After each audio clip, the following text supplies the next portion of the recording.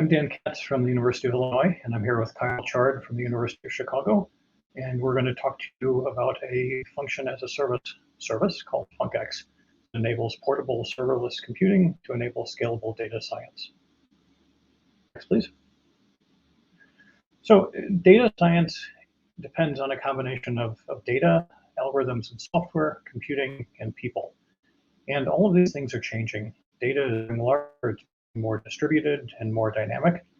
Software is closed source or open source in many cases, uses compiled or interpreted languages. It's built as containers or services or executables, and it's run in scripts or workflows or notebooks. Computing is either local or remote. It ranges from laptops to clusters to HPC to cloud to edge. And the people that are involved here are computer scientists in many cases and data scientists in a lot of other cases, as well as information scientists. And they can be students or professionals or faculty, and they can be in universities or national labs or in industry. And they all have different backgrounds and different expertise. Next. So in the past, a data scientist would often work directly on the computing resource where they wanted to run their algorithms, like their laptop or a shared cluster or the cloud. But more recently, data scientists have been able to develop containers with their software and then deploy those containers to the computing resource.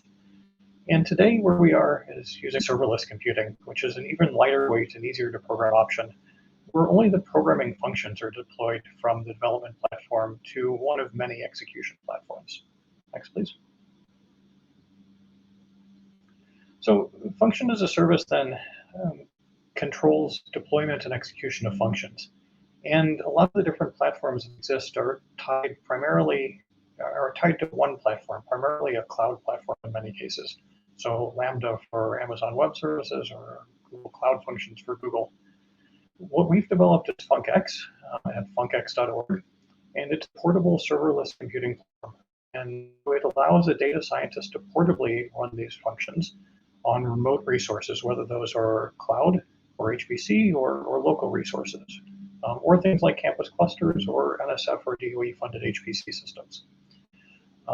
The person that's actually doing this work then can map these functions to resources.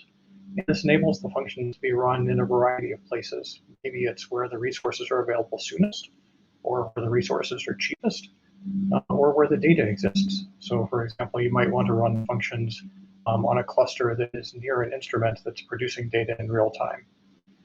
FuncX uses a cloud-hosted service, so functions can be launched in a fire and forget style, and they can be shared with other users in a user-controllable manner. So the figure that's on the right then shows this. Shows a user who is talking to FuncX service that's running in a cloud and requesting that a function be executed on endpoints A and B. FuncX actually manages the reliable and secure execution of the function on those endpoints, and then it notifies the user when the function is complete, so they can disconnect and go off and have lunch and come back and then get their results later on. Okay, next, please. So we want to go through some examples of how FuncX is actually used in practice. The easiest one is to build on this fire and forget execution. And this is executing what computer scientists call a bag of tasks, which is often a set of simulations that you might want to run with different parameters or a set of machine learning inferences. And you might want to run this on one or more remote computers directly from your environment, for example, from a Jupyter notebook that you're running on your laptop. So the advantages to this model and this set of use cases is that you have this fire and forget execution that's managed by FuncX. The tasks and the results are cached until the endpoint or the client is back online. This is portable across different systems and optionally can make use of specialized hardware, like GPUs, for example, or FPGAs or other things. And it can elastically scale to provision resources as needed. So just to talk briefly about two examples, one of them is machine learning-based drug screening, where we can screen billions of molecules to identify potential COVID therapeutics. In this case, we can compute molecule features, which happens in parallel. Then we can run machine learning inference in parallel, and then select the top results of that. The example on the bottom right is distributed statistical inference for high energy physics. And here, what the folks that did this work did is to wrap a C-based statistical inference tool as a function, as a FuncX function, so that scientists then can fit multiple different hypotheses to understand new physics signatures. So I'll turn it over to Kyle to continue with some other examples. Thank you, Dan. Yeah, so the second example that we're increasingly seeing is using this FunkX platform and the whole serverless model as part of sort of more sophisticated pipelines, automated pipelines that span locations, span time periods, and span even the types of actions that are being performed. So you can think of this as almost like event-based computing, so that people are basically setting up analysis that needs to happen once some data is acquired, say from an instrument such as the Advanced Photon Source at Argonne, or from a cryo-EM machine at a campus, and then they need to string together some action. So data is acquired, it needs to be shipped across somewhere and processed quickly, and results sent back again to the person who's actually managing that experiment. So some advantages here of the FunkX approach is that we can basically automatically process data as they're acquired, so we don't need someone to be sitting there hand-holding an experiment. This can be completely event-based or workflow-based. We use a platform called Globus Flows, which allows us to integrate with data movement, the Globus data movement fabric, and other actions that combine things like human approval, metadata entry, and other machine operations. And we also use this platform to execute functions across the computing continuum. So that really just means anywhere from the edge to the supercomputing center. So we've got a couple of examples down the bottom here. The first is serial crystallography, which is an analysis modality used at Argonne's APS. And essentially here, this is the example I spoke about before. Data is acquired. They put these crystals in the beamline. They are processing them. They're extracting data. As it arrives, they're shipping it from the APS down to a supercomputing facility, which is, I don't know, on the order of a few miles away. And then large-scale reconstructions of that data are happening. And the experimenter is getting back that nice picture on the right there that's showing a heat map, basically, of each of the crystals and what's going on there. And this has been used extensively. There's a paper down the bottom there for analysis of protein structures in the COVID virus. And on the right there, we're seeing a more sophisticated example where we're actually using neural networks. We're training neural networks on data that's being obtained from SLAC out in California. We're shipping that data across to Argonne, where we're training these neural networks on advanced AI infrastructure, Cerebras, DGX, Samba Novas, etc. And then we're shipping the trained models back again so that they can actually run at the edge and for inference. And then the third example that we're starting to see increasing interest in is actually using FunkX as a platform to build other services and applications on top of the FunkX platform. And the advantage for doing this is it allows application developers essentially to outsource a lot of that complexity of parallel and distributed execution of functions. So you get this robust, secure, and scalable platform where you can basically route computations on behalf of users or on behalf of the actual application anywhere across connected resources. So one example down the bottom here is the Data and Learning Hub for Science, which is an Argonne-developed service, which allows people to basically publish machine learning models, and then others can come along, find those models, and run on-demand inferences. So if someone publishes an interesting model for gravitational wave detection or predicting materials properties, other cosmologists or material scientists can then come and say, well, I've got some interesting data sets that I'd love to pipe through this. They don't need to set up the model themselves. They don't need to download anything. They can basically just say, I want to run this model on this stack of data that I've got. So those are three canonical examples of where we're seeing FunkX being used. There are many more, of course, but they're representative of common use cases. Okay, so now we're going to jump into sort of how do you actually use FunkX. So very briefly, this is a sort of picture of what FunkX actually looks like. So we have, as Dan mentioned, the cloud-hosted service, which allows you, like any fast system, to register functions and then to execute those functions. Where things are a little bit different is that FunkX has this notion of an endpoint. And an endpoint is a piece of software that's deployed on a remote computing system. It could be your laptop, it could be a supercomputer, it could be a Raspberry Pi running at the edge on a sensor net, etc. That endpoint basically abstracts access to those resources. So the FunkX cloud service can then route sort of a set of tasks down to that endpoint for execution. So this sort of combines the benefits of a cloud-hosted fast system, the single point of access, the reliable, always available infrastructure, with the wide area distributed fabric for execution. So where the endpoints can actually live wherever we like and run workloads. And as Dan mentioned earlier, the one benefit is that we can basically route functions to execute wherever they may best be executed, closest, cheapest, fastest, etc. So let's have a look at what this looks like in terms of the components. So if I'm installing this Funkex endpoint software, basically on the right there, you're seeing how that's done. Everything here is entirely Python, so you can pip install the Funkex endpoint software. You configure it to speak to your resources. So by default, if you're just using many cores on the same computer, that's set up automatically for you. If you're trying to speak to a different scheduler, like Slurm or PBS or LSF or one of those, you need to configure to say, well, here's the queue, here's how I actually go and grab resources. And then you start your endpoint. And when you start your endpoint, you get back a UUID for that endpoint that you can then start to send functions for execution.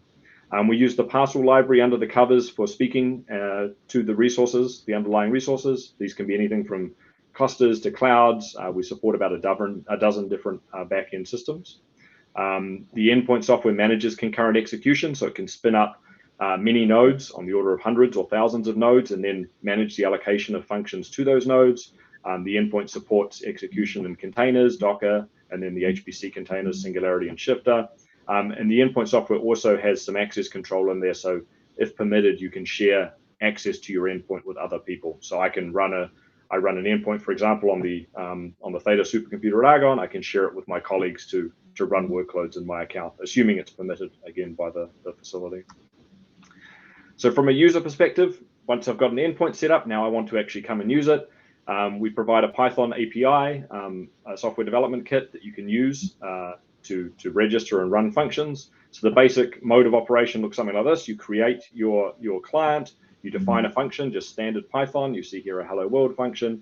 You register it with the cloud hosted service. And again, you get back a UUID for that registered function. And then when it comes to execution time, you can run that function one time, you can run it 1,000,000 times. And all you do is you call this Funkex run command. You tell it which endpoint you want to use, the UUID from the endpoint you started, and you tell it which function you like to use. And you can pass in standard Python arguments there as part of the call.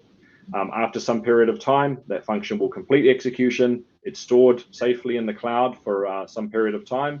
And then you can connect, you can grab the result. It comes back to you again as a standard Python object, or alternatively, if an error was generated, an exception was raised on the executing system, you'll also get back that Python exception to deal with as you would in any normal Python code.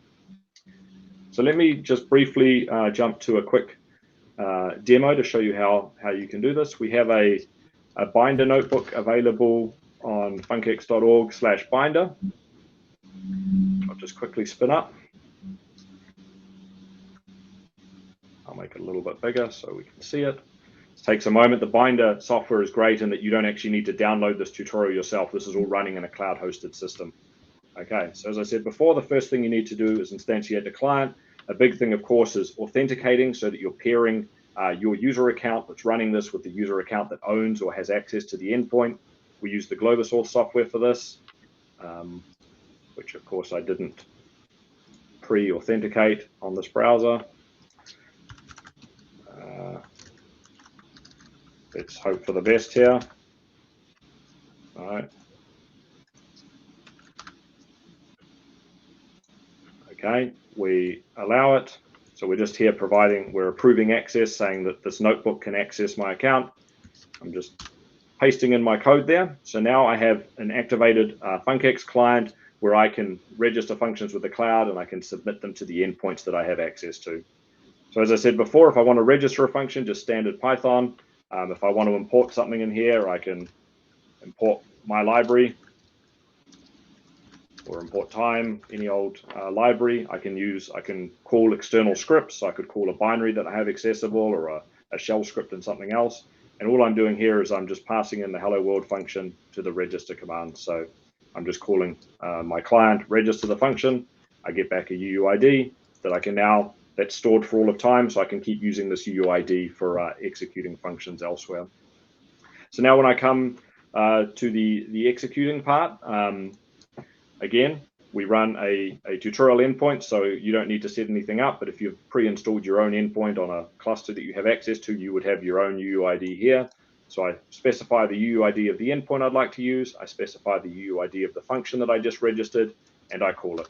And again, because Funkex is completely asynchronous, this thing's going to be executed at some point in time on those resources. What I get back is an ID.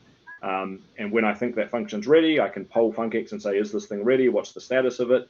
Or I can just call get result to actually retrieve the result of that function. So we get back there, hello world, and behind the scenes, I mean, this just looks like a standard Jupyter notebook, but behind the scenes, this has gone off and executed in a Kubernetes cluster, actually, that we run at the University of Chicago. But if I wanted to change this to use, say, an Argonne supercomputer, I would just change that UUID to that supercomputer's endpoint that I've pre-registered. Okay, with that, we'll jump back to the presentation, and Dan will wrap things up. Okay, right. So yeah, thank you, Kyle. So back where we are is that we've set up the system where a data scientist who needs to run an analysis on a remote PC, cloud, or supercomputer actually can do that relatively easily, as you just saw, this idea of computing on these remote resources. This can also be specialized, so we don't have to use the tutorial endpoint. We can use any other kind of endpoint, including edge devices or other things. Once this function has been registered, it can also be shared using the Globus authentication, Globus groups idea with other people. So other people then can run a function that you create. You can also allow this function to be accessed by people in the community. And as we said with the third example, you can build other tools on top of this, on top of FuncX. So with that, we'll close and say the website is funkx.org, and the example that Kyle showed was funkx.org/binder, and there's much more to it than the 4 cells that we started with, so you can work through this in more details. And if you have any questions at funkx.org, there's also a link for help and support. So we look forward to hearing how this goes for you. Thanks very much.